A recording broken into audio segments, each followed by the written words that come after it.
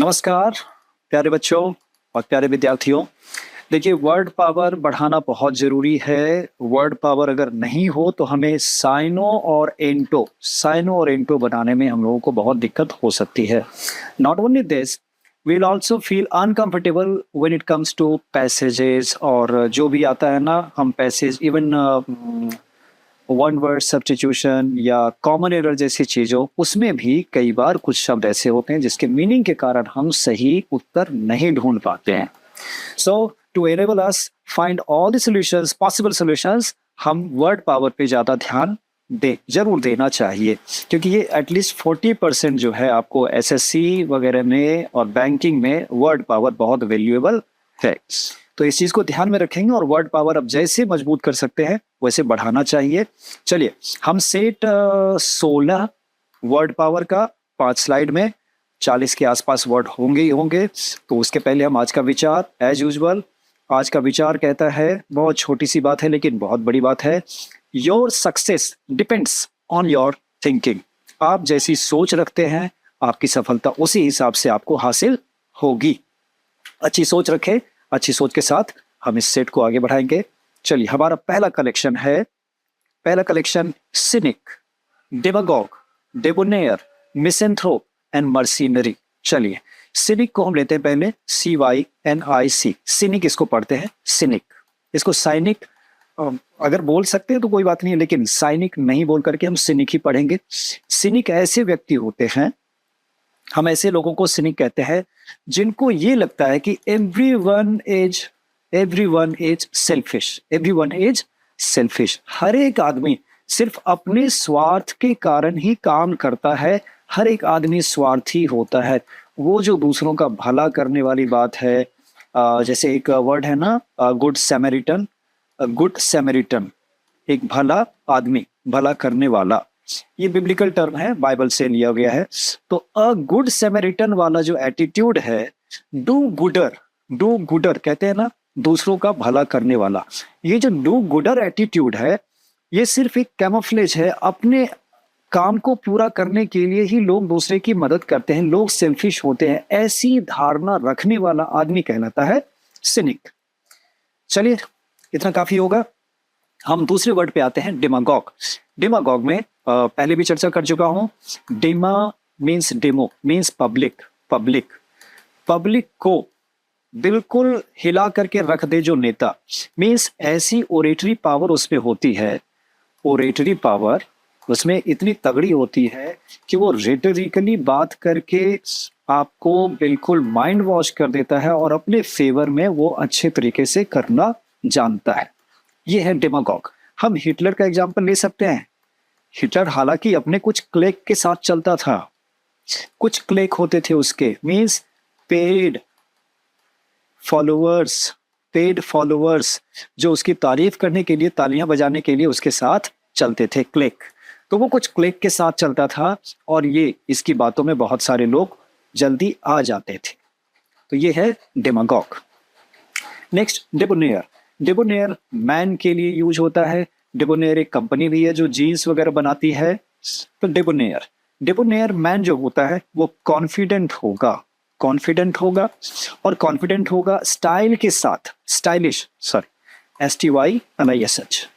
होगा। मैं अगर कभी स्पेलिंग में मिस्टेक करूं तो उसको क्या बोलेंगे, कैकोग्राफी कर रहा हूं, तो मेरी कैकोग्राफी को माफ करेंगे, बहुत तेजी में लिखने के चक्कर में ऐसा हो जाता है।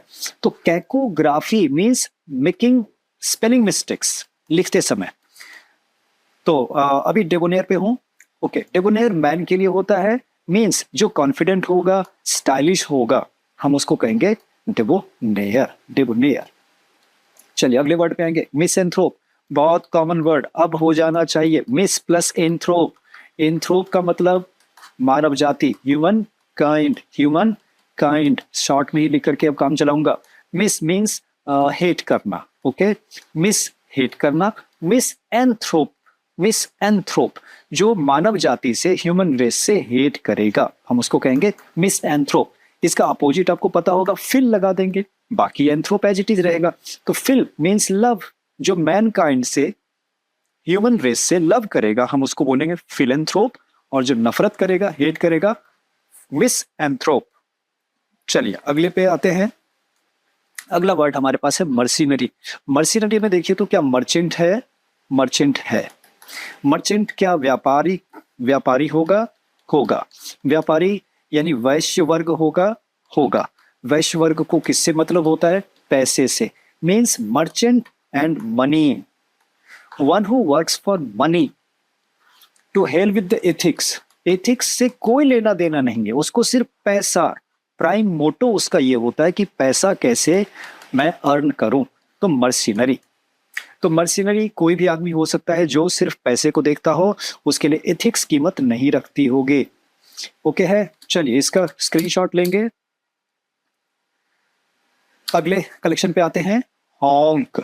ओके, हॉन्क। एक तो हॉर्न की आवाज को भी बोला जाता है हॉर्न, है ना? कहीं कहीं पे हमने देखा होगा लिखा हुआ कि डोंट हॉन्क, मीन्स बेवजह हॉर्न ना बजाएं, इससे साउंड पोल्यूशन हो रहा है। तो साउंड पोल्यूशन को कम करने के लिए ही ऐसा लिख दिया जाता है पीसीआरए की तरफ से। ठीक है, तो साउंड पोल्यूशन यानी हॉर्न जो है हम हॉन्किंग बोल सकते हैं। अब अगर कभी आपने पेंगुइन की आवाज सुनी हो तो ये अलग अलग तरह के, जैसे लगता है कि भोंपू बजा रहे हैं वो। अलग अलग साइज के, एज के जो होते हैं पेंगुइन्स, उनकी आवाज अलग अलग, ऐसा लगता है जैसे कि कोई गाड़ी का हॉर्न सा बज रहा हो। इसीलिए हॉन्क जो है पेंगुइन की आवाज को भी कहा जाता है। और हॉन्क का मतलब चिल्लाना के अर्थ में भी होता है। हॉन्क चिल्लाना, डोंट हॉन्क मीन्स बेवजह हॉर्न ना बजाएं, और हॉन्क पेंगुइन की आवाज। चलिए अगले वर्ड पे आएंगे, मुंह। मुंह, अगर आप गाय की आवाज सुने तो वो करेंगी मुंह। ये मैं गाय बन गया आपके लिए। तो किसी भी कैटल की आवाज, मवेशी की आवाज जो है, मवेशी गाय और भैंस वगैरह, इनकी आवाज मूइंग, तो मूइंग कहेंगे। मूइंग, मूइंग, मूइंग की आवाज। अगले पे आएंगे, चलिए ने। हिनहिनाहट है ना, अब हिनहिनाहट नहीं निकाल पाऊंगा मैं।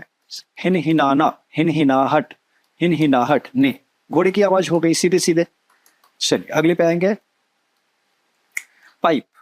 पाइप से आपको एक वर्ड अगर दूं तो आपको आसान हो जाए, मैं लिख रहा हूं यहाँ पे, चलिए piped music. Piped music. Piped music क्या है? ये मान लीजिए आपका कंप्यूटर है, इससे वायर गया और कई जगह पे स्पीकर स्पीकर स्पीकर यहाँ लगे हुए हैं, और ये एक रेस्टोरेंट है, इसमें इतने लोग बैठे हुए हैं, इन सब तक आवाज पहुंच रही है ना थ्रू वायर। तो ये वायर जो है, क्या ये पाइप की तरह काम कर रहा है? ये एक तरह से पाइप है। और साथ के साथ ये जो छुपे हुए स्पीकर होते हैं, पता नहीं लगता स्पीकर कहाँ पर है। तो इस म्यूजिक को जो बैकग्राउंड में इंस्ट्रूमेंटल खास करके बजता है, ज्यादा से ज्यादा इंस्ट्रूमेंटल म्यूजिक, माहौल बढ़िया लगे रेस्टोरेंट का, इसलिए इंस्ट्रूमेंटल बैकग्राउंड म्यूजिक बजाया जाता है, जिसको कहा जाता है पाइप्ड म्यूजिक। और ये बहुत सोबर सा होता है, बहुत बढ़िया सा म्यूजिक बजाते हैं, तो इसको हम कहते हैं पाइप्ड म्यूजिक। अब जरा याद करें, हम अपनी लता मंगेशकर को क्या कहते थे? स्वर कोकिला कहते थे ना, स्वर कोकिला। स्वर कोकिला कौन है? लता मंगेशकर। तो लता मंगेशकर कोयल जैसी है, यही है पाइप। कोयल की आवाज बहुत म्यूजिकल होती है, इसीलिए हम उसकी आवाज को कहते हैं पाइप। तो पाइप्ड म्यूजिक भी साथ में याद रखिएगा। अगले पे आते हैं quake quake duck duck, quake quake duck duck. ये बिल्कुल आराम से आपको याद हो जाएगा क्वेक डक के लिए। चलिए अगले पे आएंगे, इसका स्क्रीनशॉट लेकर के आगे बढ़ेंगे।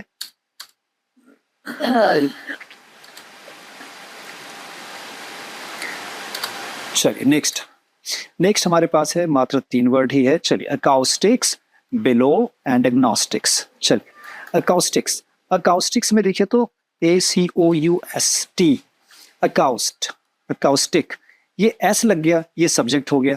इसको हिंदी में कहते हैं ध्वनिकी, यानी फिजिक्स की वो पोर्शन फिजिक्स का, वो सेक्शन जिसमें हम साउंड के बारे में स्टडी करते हैं, स्पेशली सिर्फ साउंड के लिए। जैसे ऑप्टिक्स में हम क्या पढ़ते हैं? ऑप्टिकल मीन्स लाइट के बारे में जिसमें पढ़ेंगे, हमने उस सब्जेक्ट को कहा फिजिक्स का वो भाग कहलाएगा ऑप्टिक्स। और जिसमें हम सिर्फ साउंड के बारे में पढ़ेंगे उसको कहेंगे अकाउस्टिक्स। अब आता हूँ अकाउस्टिक्स पे, एक एग्जांपल आपको और दे दूं। हम सिनेमा हॉल में जब जाते हैं तो सिनेमा हॉल में देखते हैं कि पर्दा ये रहा और स्पीकर इतने बढ़िया ढंग से लगाते हैं, प्लस उनका वो जो सिटिंग अरेंजमेंट भी होता है, चेयर है वेल कुशन्ड होते हैं। तो हम आवाज भी डिजिटल डॉल्बी सुनते हैं ना, बहुत बढ़िया आवाज आती है। तो कहते हैं इस सिनेमा हॉल का अकाउस्टिक्स बहुत ही बढ़िया है। मीन्स आवाज क्रिस्टल क्लियर होकर के साफ साफ सुनाई पड़ती है, उसको हम कहते हैं डिजिटल डॉल्बी साउंड। तो अकाउस्टिक्स बढ़िया है, यानी ध्वनि का जो सिस्टम है, साउंड सिस्टम है, वो बहुत बढ़िया है। यानी sound system is very sound in some cinema halls, जैसे पीवीआर है। चलिए, तो अकाउस्टिक्स ध्वनि की, ध्वनि शास्त्र एक तरह से कहेंगे उसको, ध्वनि शास्त्र। नेक्स्ट बेलो। एक तो होता है below,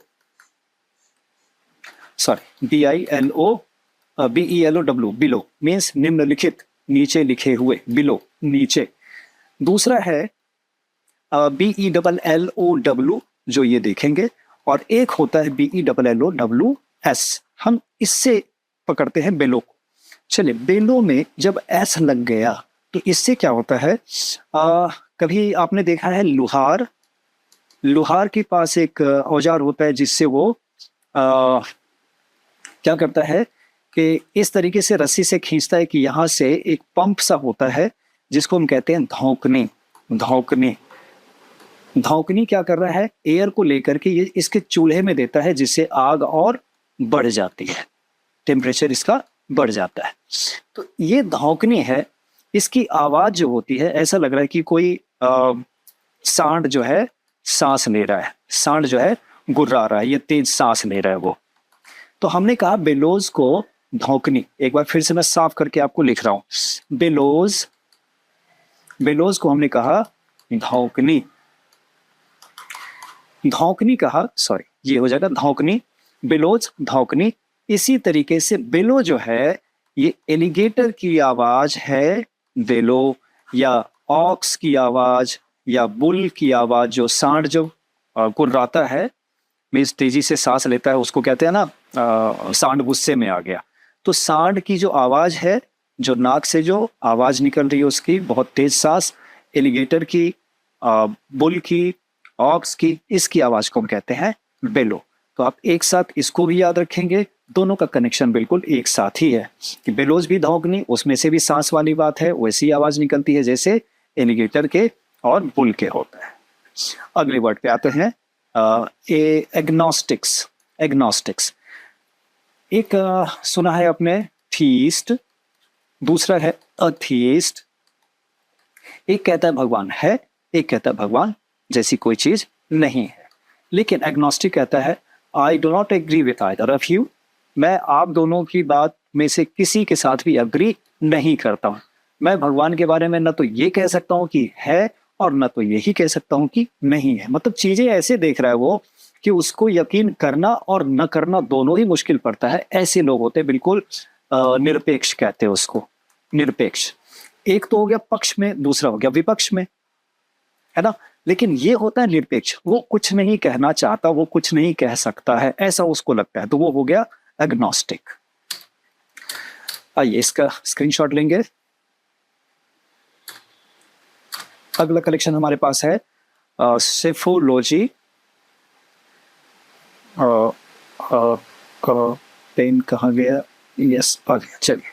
psephology, aviation, graphology and genetics. Simple word ही है क्योंकि सेफोलॉजिस्ट पहले हम देख चुके हैं। सेफोलॉजी, सेफोलॉजिस्ट में हमने देखा था ना कि सेफो, PSEPHO, इस सेफो का मतलब इलेक्शन याद रखना था। सेफो इलेक्शन, कुछ वर्ड मैंने जानबूझ करके दोबारा डाले हैं ताकि आपको ये रिपीट भी हो जाए। इलेक्शन है तो वोट होगा ही होगा, वोट है तो सॉरी इलेक्शन है, वोट है, तो एक ट्रेंड होता है, माइंडसेट, पब्लिक का माइंडसेट जो होता है, वो पब्लिक किधर ज्यादा रुझान दिखा रही है, उसको हम इन चीजों की स्टडी करते हैं सेफोलॉजी में। तो सेफो में आपको इलेक्शन याद रखेंगे तो आपका काम बन जाएगा। सेफोलॉजी इलेक्शन और वोटिंग ट्रेंड के बारे में नॉलेज ली जाती है। अगला एविएशन, हम कहते हैं अपने देश में नागरिक उड्डयन मंत्रालय है ना, civil aviation ministry, civil aviation ministry, नागरिक उड्डयन, आइए उड्डयन, उड्डयन, उड्डयन बोला, उड्डयन का मतलब उड़ना, उड़ना से ही तो बना है, तो मूल धातु तो यही है, उड्डयन, उड़, उड़। तो ये जो उड़ है, एविएशन। अभी एक वर्ड आप याद कीजिए फिर से, एवियरी। हमने एवियरी पढ़ा। एवियरी का मतलब क्या है? एक ऐसी जगह जहां हम बर्ड्स को नर्चर करते हैं, बर्ड्स को पालते हैं, हमने उसको कहा एवियरी। इसमें भी तो एविया, एविया और एविएशन हमने सीखा किससे? बर्ड्स से ही सीखा है। तो एवियरी में हम बर्ड्स को पालते हैं, तो एविएशन का संबंध किससे होगा? उड़ान से। क्लियर है? एविएशन का संबंध उड़ान से होगा। हवाई जहाज के उड़ने की जो जानकारी है हम उसको पढ़ेंगे एविएशन के तहत। चलिए अगले वर्ड पे आएंगे, ग्राफोलॉजी। ग्राफ, अभी मैं लिख रहा हूं तो ये ग्राफ कर रहा हूं, या अगर सिस्मोग्राफ है तो भूकंप को ग्राफ कर लिया, भूकंप को नोट कर लिया उसने, तो ग्राफ का मतलब तो लिखना होगा सीधा सीधा। जैसे फोटोग्राफ है, था ना? फोटोग्राफ, रिटन बाय लाइट हम कहते थे उसको, रिटन बाय लाइट, यानी जो ग्राफ, जो लिखा हुआ लाइट के थ्रू हो जाएगा हम उसको फोटोग्राफ कह देंगे। तो ग्राफोलॉजी में क्या हो जाएगा? ग्राफोलॉजी हो जाएगा फिर आपको हैंड राइटिंग। हैंड राइटिंग का जब हम स्टडी करते हैं हैंड राइटिंग की, तो हम उसको कहते हैं ग्राफोलॉजी। अब हम क्यों करते हैं, थोड़ी सी बात इस पे कह दूं। ग्राफोलॉजी जो है आपके सिग्नेचर के स्टाइल से, आपके सिग्नेचर के स्टाइल से आपके नेचर के बारे में पता चलता है, आपके इमोशन के बारे में पता चलता है, और आपका ट्रेट क्या है, जीन कैसा है, ये बहुत चीजें आपको ग्राफोलॉजी से, हैंड राइटिंग से पता लग सकती है। इसीलिए ग्राफोलॉजी, जो क्रिमिनोलॉजिस्ट वगैरह होते हैं या जो साइकोलॉजिस्ट होते हैं, वो ग्राफोलॉजी पे भी ध्यान देते हैं। ग्राफोलॉजी हैंड राइटिंग की स्टडी करने की बात है उसमें। चलिए जेनेटिक्स, सीधे सीधे जीन से कर दीजिए। जेनेटिक्स वंश, वंश से संबंधित, कि वंश से संबंधित जो ट्रेट आते हैं माँ बाप से, मदर फादर से जो बच्चे में आ गया, ये चाइल्ड हो गया, तो इसमें किस तरीके से गुण का आना जाना होता है, क्या क्या गुण आता है, ये हम पढ़ेंगे जेनेटिक्स में। चलिए इसका स्क्रीनशॉट लेंगे और हमारे लास्ट कलेक्शन पे हम पहुंच गए हैं। चलिए लास्ट कलेक्शन में हमारे पास है 4-5 वर्ड। चलिए एंथ्रोपोलॉजी है, फिर फिलोलॉजी है, बायोलॉजी है, थियोलॉजी है, एंटोमोलॉजी है। चलिए पहला एंथ्रोपोलॉजी, हमने अभी देखा था 2 वर्ड, मिसेंथ्रोप एंड फिलेंथ्रोप था ना। मिसेंथ्रोप में क्या था? जो एंथ्रोप से यानी ह्यूमन रेस, मानव जाति से हेट करेगा वो मिसेंथ्रोपिस्ट होगा, और फिलेंथ्रोपिस्ट जो लव करेगा। तो इसमें मेन वर्ड तो यही है, एंथ्रोपी। तो एंथ्रोपोलॉजी में हम क्या पढ़ेंगे? मानव विज्ञान शास्त्र, कि मानव कैसे कैसे इवॉल्व हुआ है, मानव का इवोल्यूशन हम पढ़ेंगे किसमें? एंथ्रोपोलॉजी।